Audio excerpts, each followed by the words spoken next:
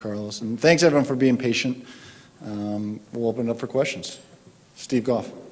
Carlos, what do you want to accomplish? What do you want to accomplish, and what needs to be addressed in a more urgent manner right now? Well, you all follow soccer, so you know what the most immediate priority is. But let me just say, stepping back from that, I felt all along, and this is why I ran, and this was, I mentioned this in my speech earlier today, I think we're at an inflection point in soccer history in this country. I think we have an opportunity to really transform it into a #1 sport. I think the demographics favor that. It's the reason why the millennials identify with soccer. So I think that's very much in our favor, but we have to do a number of things ourselves to make it happen, and to make it happen more rapidly. The most important priority for the Federation is securing the co-hosting of the World Cup in 2026, and that we start with a meeting on Tuesday morning with our partners in Canada and Mexico. This is a meeting that was prearranged, but it happens to be next Tuesday in New York with the leadership of CONCACAF, and we're going to be planning out the next remaining 120 days of that campaign. Go to Jeff Carlisle, ESPN, and then Grant Wall. This question is kind of for both Carlos and Dan. I know that you guys have been working on establishing kind of a director of national teams position. You know, how far along is that process, and how urgent is it that you fill that position? So let's address two things. There's a general manager for both the women and the men. The first priority is on the men's side. As Carlos will see, he's committed to come to Chicago this week, and he will see the framework and the timeline that we've laid out. We're not going to publicly state a timeline, but the top priority, we have candidates identified, which we're not going to speak about today. We'll review that with Carlos and quickly move forward, and hopefully have a general manager on the men's side as the first priority. Jill is also coming. Jill Ellis coming into Chicago this week. Hopefully we can coordinate that when Carlos is there. It's a little bit different for the women because they are in midstream, if you will, of the quadrennium. But Jill is committed to that as well, and that process will be a little bit different, but that'll be the second part of the process. Yeah, I mean, the board has approved both positions, and that was a decision we took a few weeks ago.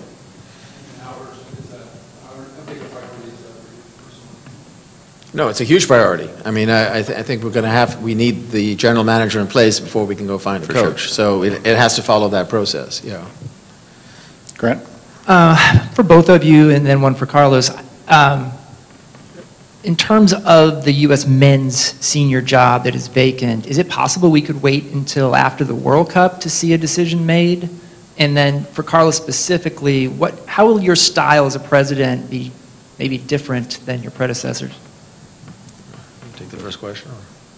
I'm sorry? You want me to take the first question, and then I'll take... Well, it's certainly a priority. I really wouldn't want to put an exact timeline on it, and I don't want to put the general manager under some kind of undue pressure. I think we all want to provide the proper framework and the timeline, and we'll come to an agreement as we go through the hiring process what that exact timeline. But rest assured, it is a priority. Well, Grant, look, my campaign was all about being more collaborative, inclusive, working on teams. I've long felt that we have a great board, but that board has to be engaged. And so we've already put committees in place. We're going to add some committees to what we have, and by doing that, people get more involved, and I think you'll see a very different leadership going forward. Bo? A lot of the candidates in this race brought up various issues of change, and they ranged everything from perhaps solidarity payments to bringing youth organizations together under one umbrella, development academy reform, all of these various issues. Of those, what has resonated most with you, and what would be perhaps the first 2 or 3 things that you really want to look at? Well, look, I mean, it goes without saying. If you go talk to our 110 state associations, the youth and the adult, they both say they need more focused attention from the center, from the Federation. Our our youth membership, frankly, has stagnated over the last 10 years in a country that is dynamic and growing. And, you know, but the challenges are, frankly, to, on the one hand, find multiple pathways for our elite players, particularly given the geographic spread of the country and just the size of the country. We have to make things more flexible for them. But at the same time, you know, it's also the affordability question.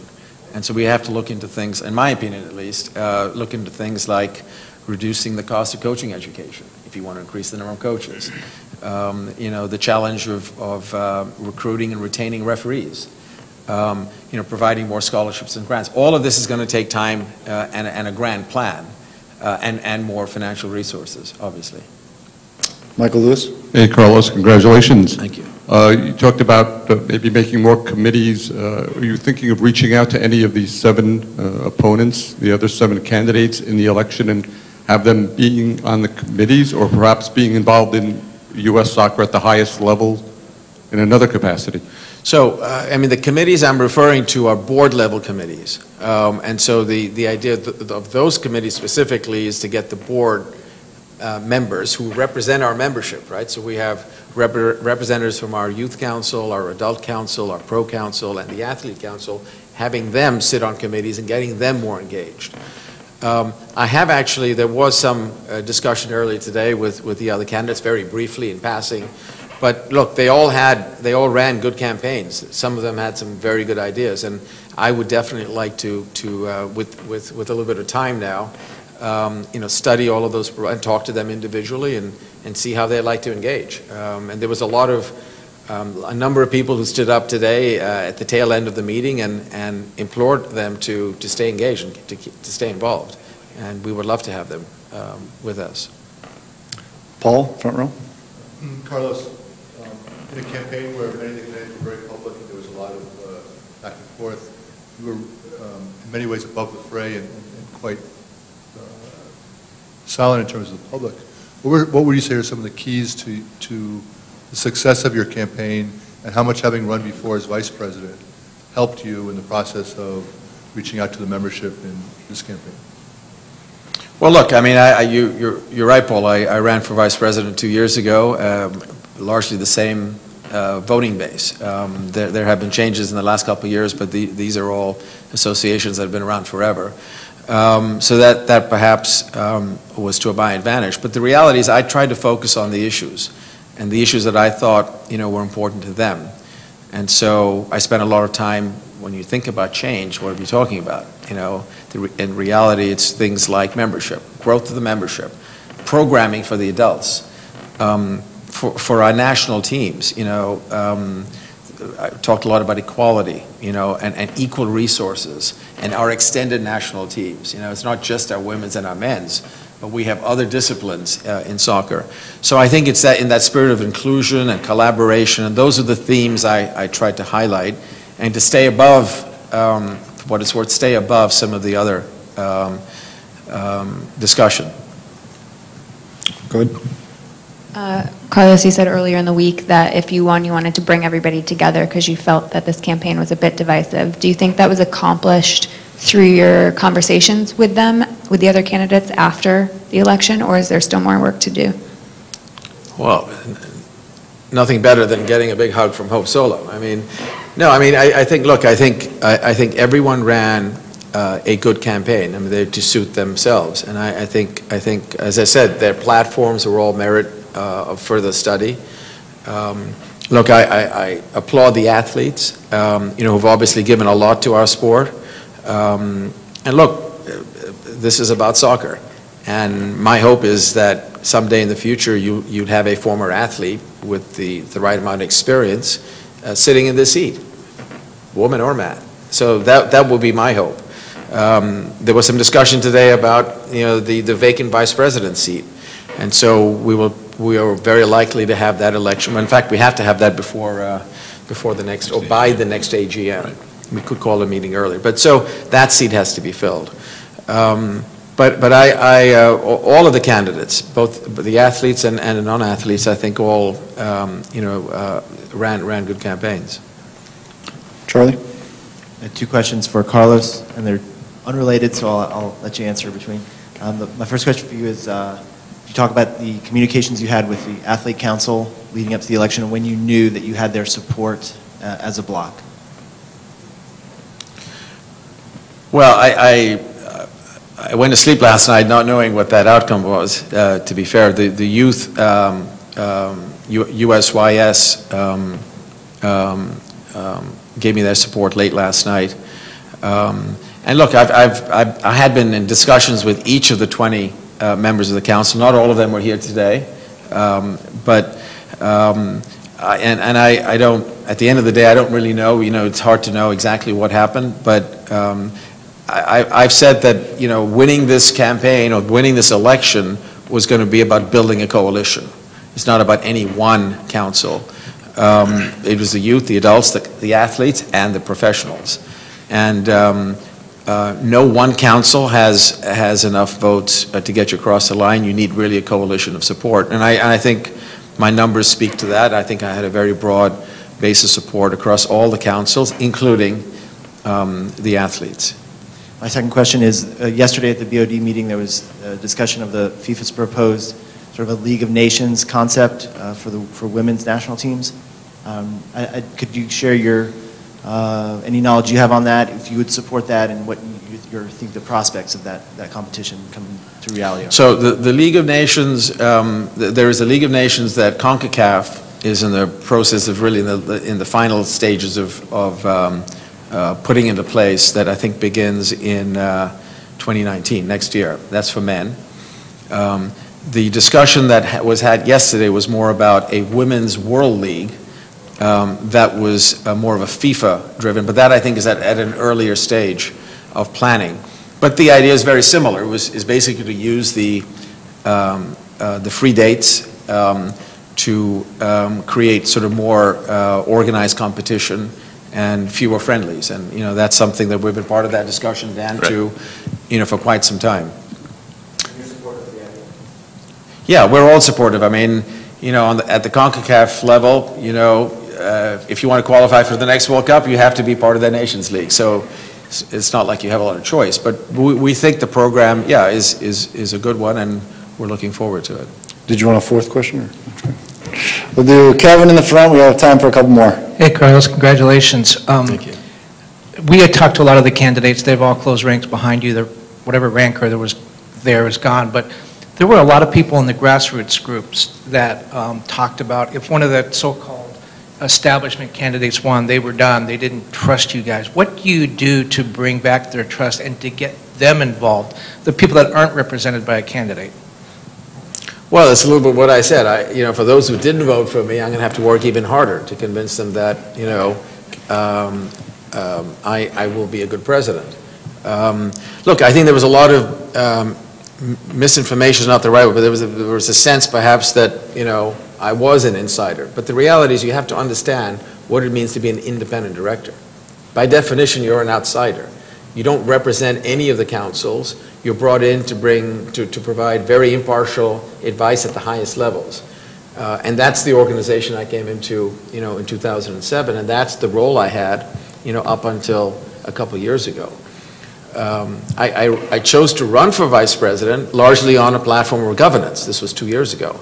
And a lot of the committees that I referred to earlier that we now have today that have been populated by our directors, were the consequence of all that hard work. But a lot more can be done. And to the very question you asked me, I think you will see over the next couple of years a much more engaged leadership, a board that actually, is taking responsibility and more engaged with Dan and his colleagues in Chicago. That's to me, we're only as strong as we are as the team is. And I think, and not that was lacking, but I think we can do a lot better. We'll go on the far left here. Yeah, Carlos, I mean, off the back of that, Hope Solo said you would vote for the status quo and that you represented failure. I mean, how would you respond to something like that now? Well, I mean, To be honest, I wasn't listening to her speech at that point in time since I was about to walk up, so I didn't pick up on that. But look, she has said repeatedly in the past, for those of you who were in Philadelphia, there were similar comments made, but, you know, she's free to say what she wants to say. I don't, you know, I obviously don't agree with that. I think, look, I've tried to make the case that to be able to hit the ground running, you need a certain amount of experience, and I think a degree of familiarity with the functioning of the Federation. It's a very complex organization, right? And it's Dan talked about it, $110 million budget this year. Lots of different things happening. And it's not just national teams. There's a lot of stuff going on beneath the surface. And I think you need a lot of experience, and you need maturity and the leadership that's required to run a board. And that's what I try to convey to the membership. And I assume that that's why they voted for me. Carlos, congratulations. Kevin here. It's been quite the election, and I was just curious about your history, even just to go away from soccer for just a second, with the way the political climate is right now. Born in India, Colombian mother, Portuguese father, maybe a message of diversity out there, because this election has obviously piqued the interest of the mainstream as well. Absolutely. Look, I'm extremely proud of my heritage. I'm a proud American, but I'm an immigrant. I came to this country when I was a boy of 15 with my mother and 3 siblings. I've had a terrific education in this country, great public high school, scholarships, you know, and grants. So I'm the beneficiary of all of that, and I owe everything I have to the American system. What I've talked a lot about in this campaign is that for us to grow the sport into a preeminent position, we have to be more inclusive. We have to reach out to those underserved, more diverse immigrant populations. You know, it can't be that we only have 3.5 million kids playing soccer in this country. We know there are more, but they're just not playing, you know, under the umbrella of U.S. soccer. And so we have to reach out and get them and bring them in. And I think to the extent we can be successful in doing that, we're going to have a lot better players over time. And that goes, you know, I think the more you start with, you know, the better will be the output. But the challenges are making soccer more affordable. And it gets to all sorts of difficult questions about cost of coaching and access to facilities and so on, you know, the cost of travel. So, but these are things, you know, we're going to talk about. And look, why are we so focused on the World Cup? Because the World Cup is going to generate hundreds of millions of dollars to us. I talked about growing the budget. You know, I think at 110 million, we are a relatively small federation when you compare it to our major competitors. You know, England's at 500. Germany's bigger than that. Italy, Spain, France are in the $200 to $300 equivalent per annum. So I think for us to seriously challenge these countries day in and day out, not just our women, but our men too, we need more resources. Those resources will go largely to the grassroots. All right, for the last question, we'll go to Kevin Draper from the New York Times. Are you worried at all about the kind of number of legal challenges and lawsuits that the Federation is facing right now? I would say I'm worried about it. I mean, you know, it's not you know, what you want to look forward to every day, but that's part of running a very complex, you know, federation. And I hope the message that I ran on, and you know, for those who obviously have had disagreements with us in the past, you know, maybe here's an opportunity to restart those discussions and reset those relationships. I made a big issue today when I said that we have to strengthen all our professional leagues, not one professional league. You know, I'm very proud of the fact that we have a terrific USL as a Division II, arguably the best in the world. You know, and so I think, or you know, for the NWSL to aspire to being the best women's league in the world. So I would hope that people listen to that message and, you know, give us an opportunity to, you know, sit down and have some frank conversations. Great. Thanks, Carlos. Thanks, Dan. Thanks, everyone, for joining us.